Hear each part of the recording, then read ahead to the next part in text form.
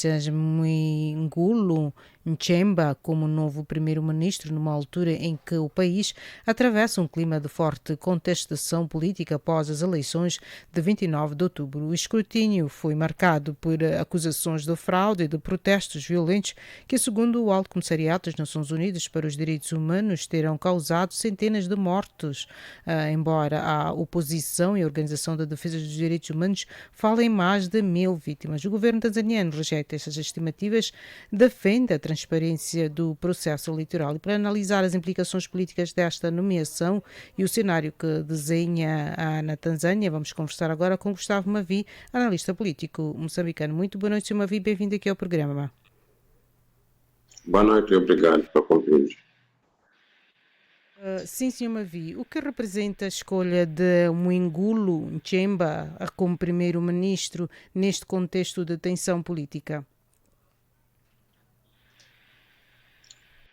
Bom, acho que deve reunir qualidades para poder enfrentar o problema, não é? Porque as escolhas são muitas vezes na base de uma confiança da parte de quem escolhe, ou porque terá revelado qualidades que mostram que ele é a pessoa certa para o lugar certo, que é de ser primeiro-ministro. Não vejo como sendo uma escolha aleatória. A Tanzânia tem muita gente que poderia ficar nesse lugar, mas optou-se por ele. Penso que existe uma razão por parte da própria presidente.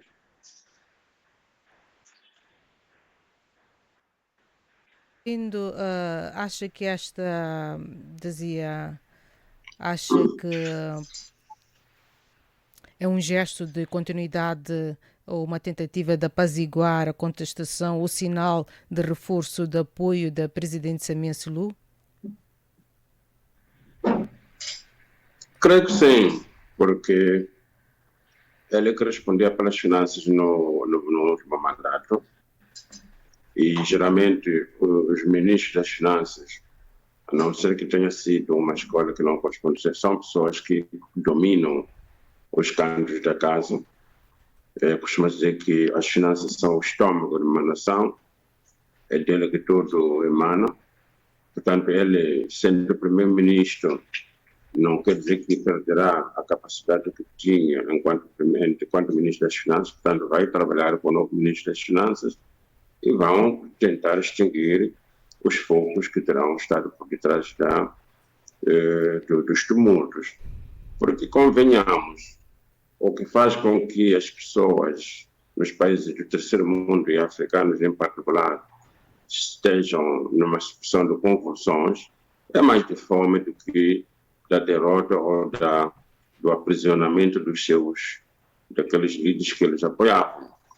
A derrota de um partido, de alguns partidos, é coisa normal, mesmo que ela seja tangente, não quer dizer que os derrotados têm que se opor através da violência.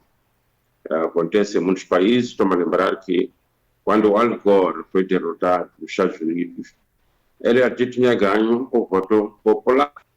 Mas como o sistema americano tem uma forma de corrigir, entre aspas, a vontade popular quando eles acham que não é mais correta, então corrigiram e o colégio eleitoral aprovou o seu voto na altura, em vez do Al Gore, que tinha ganho a maioria popular.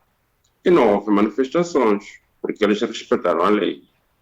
Eu, pessoalmente, posso assumir que o Chadema tem apoiantes, mas não acredito que tenham sido bastante suficientes até o ponto de se dizer que o Chama Pinduza perdeu as eleições. Não me parece ser uma leitura correta, porque o Chadema não é um partido muito forte, muito menos o seu líder. É um partido, é mais um partido como muitos há em países africanos. Aqui em Moçambique temos cerca de 40, mas todos eles, mesmo coligados, não são capazes de representar uma força capaz de estremecer os partidos no poder, o partido no poder. Se pegarmos, por exemplo... Sim, Sr. Mavi, consegue-nos só ouvir? para fazer entre si, o MDM é um partido da cidade da Beira, o Podemos é uma coisa que existe mais no papel do que na verdade. A Tanzânia não difere muito de nós. chama Pinduzi, é o partido herdeiro da independência de Tanzânia, é o partido que construiu aquele país a partir do zero, do nada. Então, eu vivi na Tanzânia, eu conheço como que aquele país era depois da independência. Dar es Salaam era uma aldeia rural, hoje é uma grande cidade. Não é um partido como esse que pode. Sim, sim, sim, eu me vi. E Política. Eu penso que sim, é sim. o que está acontecendo aí. Os derrotados não querem esperar para a próxima oportunidade. Optam pela violência. Isso não Sim. é democracia. Sim, sim, eu me vi. E de que forma esta nomeação pode influenciar a relação entre o Executivo e o Parlamento, tendo em conta que a aprovação deverá ser praticamente garantida? Eu penso que no sistema tanzaniano não há como o primeiro-ministro possa ser rejeitado do parlamento, tanto mais que a maioria parlamentar, a bancada maioritária é a bancada do partido da presidente. Portanto, é uma nomeação já efetiva e que o parlamento só vai dar a chancela, o carimbo, como se costuma dizer. Sim, sim. E que impacto poderá esta situação ter na estabilidade política e económica do país, especialmente numa região onde a Tanzânia tem sido vista como um dos poucos exemplos de estabilidade? É mesmo por aí que eu digo que há uma situação anómala que aconteceu, que é muito estranho, porque a Tanzânia, mesmo no tempo do monopartidarismo, quando ainda era o governo monopartidário do então presidente Júlio Nyerere, era uma sociedade democrática. Ali havia liberdades de expressão, de reunião e de tudo mais. Mesmo a imprensa tanzaniana é das mais livres, é uma das mais livres do continente africano. Portanto, não vejo como válidas as acusações de ditadura, de repressão. Não me parece que isso esteja a acontecer. É mais força de linguagem ou de dramatização de uma situação para corresponder aos interesses de algumas forças políticas que, não tendo força natural, não tendo força de fato como tal, recorrem a palavreados para poder parecer que são fortes, que não são. Sim, por último, assim, eu me vi. Desde que assumiu o cargo em 2021, Samia Suluhu tem procurado afirmar-se como uma líder reformista e conciliadora. Esta crise representa um retrocesso nessa imagem ou um teste da sua capacidade de gerir momentos de estabilidade política? O senhor Leão, Napoleão Hill diz que toda a diversidade tem em si uma semente para o sucesso. Eu penso que esta crise vai fazer com que o novo governo, trabalhe no sentido de limar as questões que possam estar por detrás de algum descontentamento.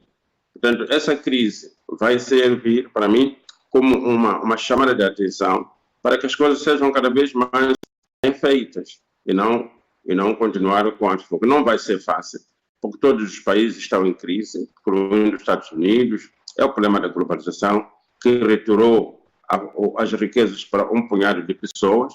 Na Tanzânia está acontecendo um pouco por aí, também não é tão diferente. É verdade que as coisas são feitas um pouco diferente para ser mais a beneficiar o país do que a beneficiar indivíduos. Mas é uma situação global. Então, é preciso que os governos retomem o seu papel de regrar as sociedades. Porque governar é, no fundo, o poder de regrar uma sociedade. É o que se perdeu um pouco com as teorias de menos governo, mais mercado, como é que é a economia de mercado, que só vai criar problemas de simetrias, assimetrias, queria dizer.